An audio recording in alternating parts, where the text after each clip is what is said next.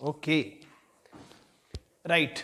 तो सब लोग ख्याल करिए, आज का हमारा टॉपिक क्या है? हमारा टॉपिक है sum of the coefficients, I repeat, sum of the coefficients in an expansion. Okay, भले यहां टॉपिक का नाम सम लिखा है, अभी हम सम नहीं निकाल रहे हैं, लेकिन सम के थ्रू ही ये क्वेश्चन कैलकुलेट होगा। I repeat my thought, topic का नाम है sum of the coefficients in an expansion, मतलब किसी चीज के बाइनोमियल एक्सपांशन में हमें कुछ कोएफिशिएंट्स का सम निकालना है। ठीक है जी, और हमारा ये पहला क्वेश्चन है, फाइंड द कोएफिशिएंट ऑफ, हाँ जी, किसका कोएफिशिएंट निकालना है? x का power n in this expansion. अब आप मुझे एक बात बताइए, ये किसी ना किसी चीज का स्क्वायर लिखा हुआ है? अरे बोलिए सर, हाँ या ना? तो अगर ये किसी ना किसी चीज का स्क्वायर लिखा है, तो आप अगले स्टेप में हमने क्या किया, जिस चीज का स्क्वायर लिखा है उसको मल्टीप्लाई कर दिया दो बार। दो बार मतलब दो बार लिख के एक बार मल्टीप्लाई कर दिया। तो हमने यहां लिख दिया 1 plus x by 1 factorial. Kindly respond next, and the story goes on and on up to x का power n by n factorial. ये हमने कितने बार लिखा? अब एक बार और लिख देंगे।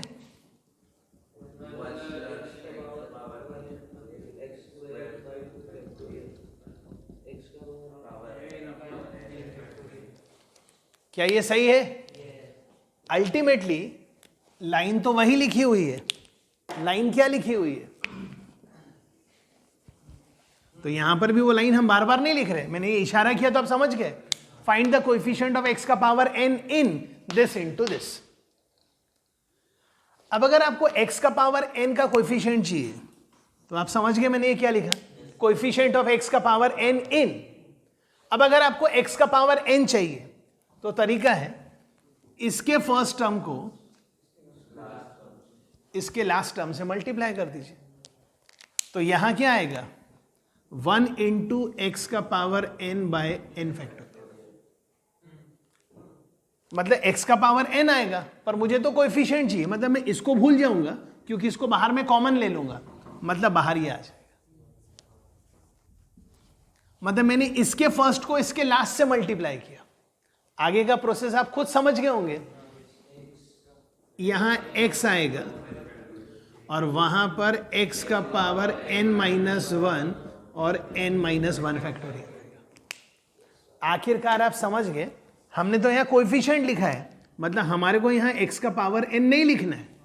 ये x है और ये x का पावर n माइनस 1 है, मतलब ये भी x का पावर n है। हाँ जी, तो यहां से क्या आ गया, ऐसा आ गया। बोलिए हाँ या ना? फिर उसके बाद नेक्स्ट टर्म क्या होगा आप बता सकते हैं? 1 बाय 2 फैक्टोरियल, और ऑफ कोर्स यहां से पहले x का पावर 2 भी आएगा और x का पावर n माइनस 2 भी आएगा, जो कि हो जाएगा x का power 2 plus n minus 2, and that is x का पावर n, जो कि बाहर कॉमन है और वो हमें लिखना भी नहीं है क्योंकि हम यहां लाइन लिख रहे हैं कोएफिशिएंट ऑफ x का power n in this. I hope you understand. Okay, आखिर में इसका लास्ट और इसका फर्स्ट, तो 1 अपॉन 1 फैक्टोरियल इंटू 1। क्या ये क्लियर है? ये लाइन हमने फिर दोबारा लिखी। इस लाइन का नाम क्या है बोलिए? हमें x का पावर n इन सब में एक खास बात है,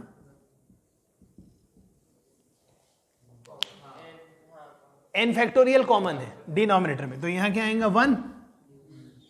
अब यहां से अगर आपने n फैक्टोरियल कॉमन लिया है,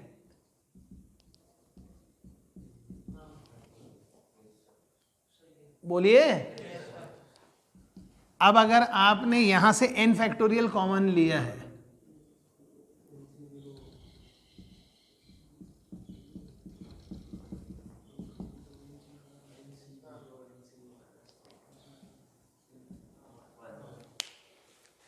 क्या ये क्लियर है?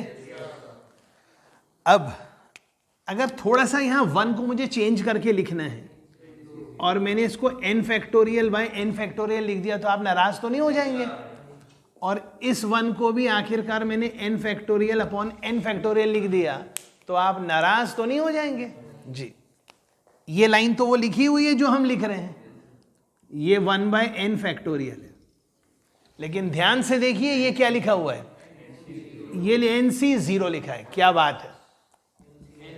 और जो लोग अब बहुत पहले से पढ़ रहे हैं और उनकी आइडियाज क्लियर हैं वो तुरंत जवाब दे सकते हैं ये क्या लिखा है, NC1 लिखा है, ये NC2 लिखा है। और हम ये पहले के क्लासेस से ऑलरेडी जानते हैं, sum of all the binomial coefficient NC0 plus NC1 up to NCn is what 2 का पावर n। तो ये आ गया 2 का power n divided by n factorial. तो कोएफिशिएंट ऑफ x का power n in this is, answer आ गया है 2 का power n divided by n factorial. मैं आशा कर रहा हूं ये टॉपिक आपको समझ में आ रहा है, प्लीज कवर करिए।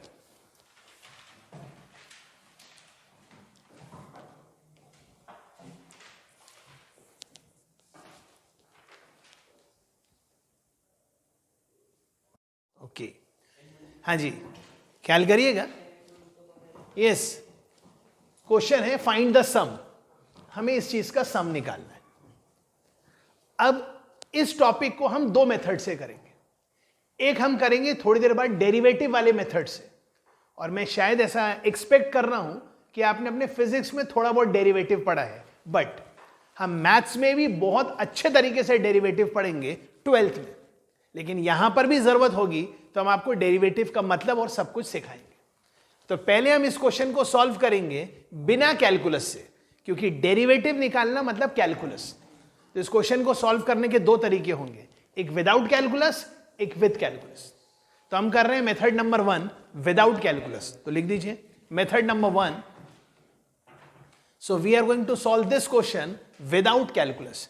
आप भी थोड़ा सा ख्याल करिएगा आयन जी, आपके भी थोड़े बहुत आइडियाज क्लियर होंगे, भले बेसिक्स क्लियर नहीं है लेकिन हम उसको रिकवर करवा देंगे जी। हाँ जी, आपको इसका सम निकालना है। अगर मैं इस सम का नाम एस बोल दूं तो आप बुरा तो नहीं मान जाएंगे? अरे कैसे बुरा मानेंगे, इसका नाम एस हो गया। और अगर मैंने यहां ऐसा लिख दिया तो नाराज नहीं हो जाएंगे? और अगर थोड़ा सा मैं इसको अगर ऐसा लिख दूं तो कोई प्रॉब्लम सर? अरे जो ब्लू कलर में लिखा है, रेड कलर में ये 0 इंटू NC0 लिख भी दिया तो आंसर चेंज होगा क्या? नहीं होगा। इसको हमने बोल दिया इक्वेशन नंबर 1। क्या बोल दिया? अब मैं एक इक्वेशन नंबर 2 लिख रहा हूं, लेकिन मैं इक्वेशन नंबर 1 को ही कॉपी कर रहा हूं। पर कैसे कॉपी कर रहा हूं? ये लिखा है फर्स्ट टू लास्ट, अब मैं उसी चीज को लिखूंगा। कैसे? Last to first. क्या बात है! तो जो सबसे लास्ट में है वो प्लीज बोलिए n इंटू NCn। मैं रुक गया सर, ये लिखा है n इंटू NCn। कुछ लोग बोलेंगे वीडियो देख के, सर आप बोलते हो NCn और लिखते हो NC0।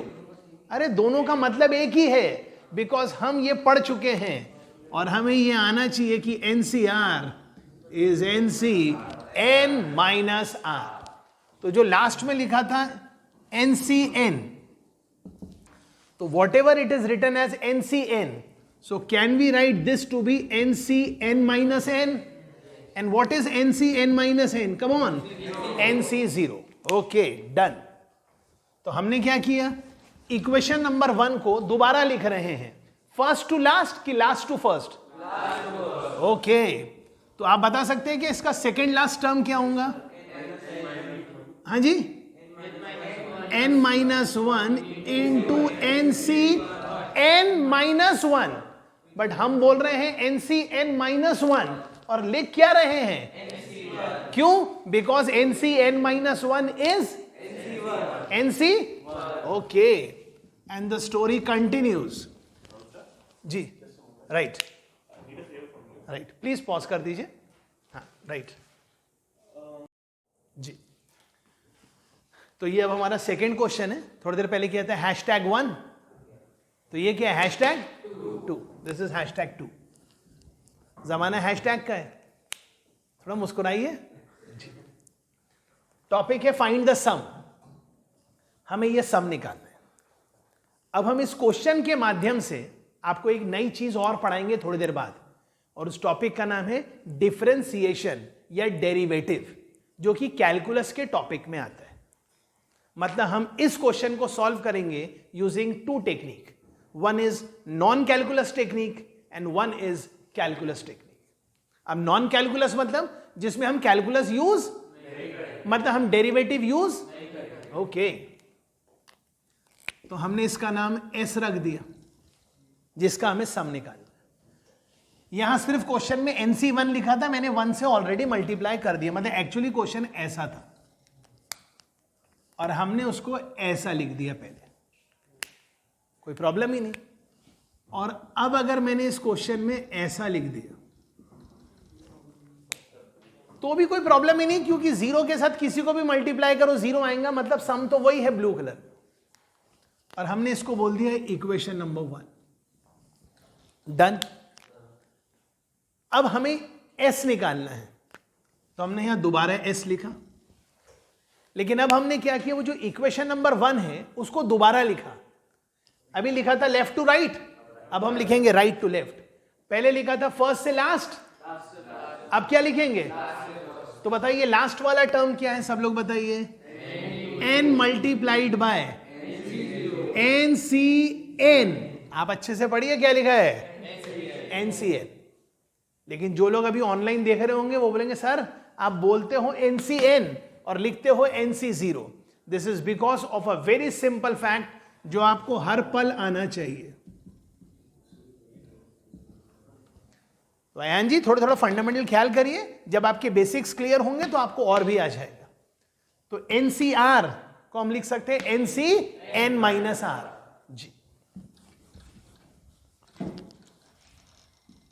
फिर अब आप सेकेंड लास्ट टर्म लिखेंगे, तो सेकेंड लास्ट टर्म क्या होगा, n-1 टाइम्स NCN-1।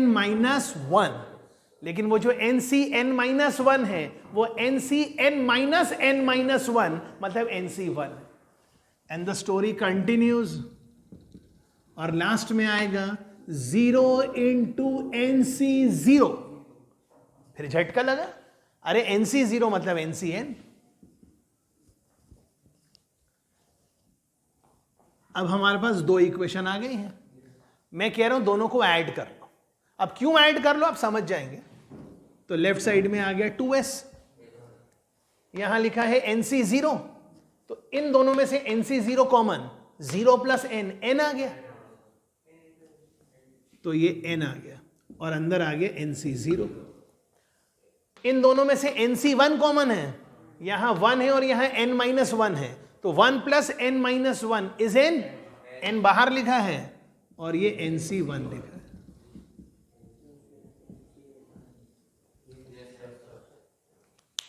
कुछ सुना ही नहीं आ रहा है? हमें तो S निकालना था, हमें तो यहां n आ गया, यहां डिवाइड बाय 2 आ गया, और ये चीज तो हमें पहले से आना ही चाहिए। दिस इज 2 का पावर n। तो आपका फाइनल आंसर क्या आ जाएगा, S is equal to n into 2 का पावर n-1। आई होप ये क्लियर है। ओके, तो ये सब चीजें आपको आनी चाहिए। अब इसी क्वेश्चन को सॉल्व करने का एक और तरीका, and that is calculus method.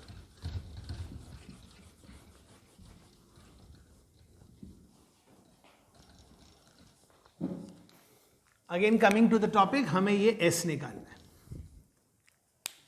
तो बहुत सिंपल सी चीज है, इसको कहेंगे डिफरेंशिएशन मेथड।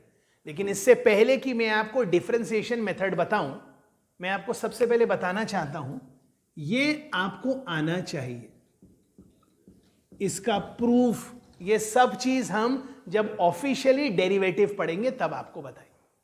अब ये लिखा क्या है, इसको बोलते हैं d/dx। आई रिपीट वंस अगेन, क्योंकि जो लोग ऑफलाइन थे उनको तो ये मैं पहले से बता चुका हूं, लेकिन ऑनलाइन वालों को मैं पहली बार बता रहा हूं। तो ये लिखा है d by d x. D by d x मतलब derivative with respect to x. किसका? एक्स के पावर एन का। एक्स का पावर एन मतलब एक्स स्क्वायर, एक्स क्यूब, मतलब एक्स वेरिएबल है और एन कांस्टेंट है। I still repeat, this is written as d by d x of x का पावर एन। ये इसको बोलते हैं डेरिवेटिव ऑफ एक्स का power n with respect to x. मैं 2-4 बार रिपीट कर रहा हूं, प्लीज इसको गलत मत समझिए कि मैंने आज आपको डेरिवेटिव पढ़ा दिया। मैं तो सिर्फ बता रहा हूं कि डेरिवेटिव ये होता है। अब कुछ लोग ये भी पूछेंगे सर डेरिवेटिव क्या होता है, तो वो भी मैं बताऊंगा। डेरिवेटिव का मतलब होता है rate of change, rate of y with respect to x. Y मतलब ये है, या कई बार उसको कह सकते हैं स्लोप या टैन थीटा। तो ये सब चीज हम विस्तार में अगले वीडियो में पढ़ेंगे। तब तक के लिए सिर्फ इतना ख्याल करिए, कहीं अगर आपको दिख रहा है डेरिवेटिव ऑफ एक्स का power n with respect to x, तो उसका फॉर्मूला होगा एन बाहर आ जाएगा n minus. I repeat once again, derivative का फिजिकल मीनिंग क्या है, उसको हम कैसे यूज करेंगे, इसको हम आपको थोड़ा ब्रीफ करके नेक्स्ट वीडियो में भी बताएंगे। लेकिन अगर आपको इसका फुल आइडिया चाहिए तो जब हम 12th में डेरिवेटिव पढ़ेंगे तो आपको आइडिया आएगा। तब तक के लिए आप इसको ख्याल करिए, या जैसे दूसरी भाषा में आप बोलते हैं इसको याद कर लीजिए, तो मैं तो बोलता हूं ख्याल कर लीजिए। D by d x of x का power n is n into x का पावर एन माइनस 1। थोड़ा आपको और क्लियर करने के लिए, कभी अगर ऐसा लिखा है मतलब हमें एक्स क्यूब का डेरिवेटिव निकालना है विद रिस्पेक्ट टू एक्स, तो 3 बाहर आ जाएगा और एक्स का पावर 3 माइनस 1 मतलब 2 हो जाएगा। कोई अगर आपको बोलेगा मेरे को डेरिवेटिव ऑफ एक्स स्क्वायर निकाल के दो, 2x आ जाएगा। कोई अगर आपको बोलेगा मेरे को डेरिवेटिव ऑफ x निकाल के दो, तो 1 बाहर आ जाएगा और x का पावर 1 माइनस 1 0 मतलब 1 आ जाएगा। और एक चीज और ख्याल करना है, डेरिवेटिव ऑफ कांस्टेंट इज 0। ये इतना आपको ख्याल में रखना है जी। तो ये सब आप लिख के रख लीजिएगा, ये सब कैलकुलस का बेसिक्स है। अब हम अपने इस क्वेश्चन पे आ जाते हैं। तो मैं कह रहा हूं इस क्वेश्चन को सॉल्व करने के लिए आप सबसे पहले 1 प्लस एक्स के पावर n का बाइनोमियल एक्सपांशन बताएं। बताइए प्लीज क्या होगा? nc0 x का पावर 0, nc1 x का पावर 1, आगे बोलते रहिए nc2 x का पावर 2, ncn x का पावर n। क्या ये क्लियर है? अब ये जो लिखा है nc0 x का पावर 0, तो x का पावर 0 लिखने की तो कोई जरूरत ही नहीं है। अब हमारा स्टेप है differentiate both sides with respect to x। Sir क्यों? इसीलिए क्योंकि जो आपको चाहिए nc1 के लेफ्ट में क्या चाहिए? 1। तो ये जो x का पावर 1 है, मुझे 1 यहां चाहिए। ध्यान दीजिए, nc2 के लेफ्ट में चाहिए 2, मतलब मेरे को 2 यहां चाहिए। इसीलिए मैं कह रहा हूं कि हमें डिफरेंशिएशन करना है। तो इसका डिफरेंशिएशन क्या होगा? n बाहर आ जाएगा, पावर n माइनस 1। ये तो कांस्टेंट है, इसका डेरिवेटिव तो हो गया 0। x के पावर 1 का 1 सामने आ गया और x का पावर 1 माइनस 1 मतलब x का पावर 0 हो गया। फिर ये 2 बाहर आ गया, ये nc2 और x का पावर 2 माइनस 1।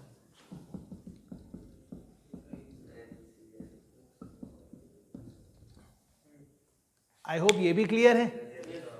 पर सर मुझे तो चाहिए 1 इंटू nc1 है, मुझे चाहिए 2 इंटू nc2। यहां लिखा है x का पावर 1 और यहां नहीं लिखा है, तो हम लिख देंगे put x equal to 1 in both sides.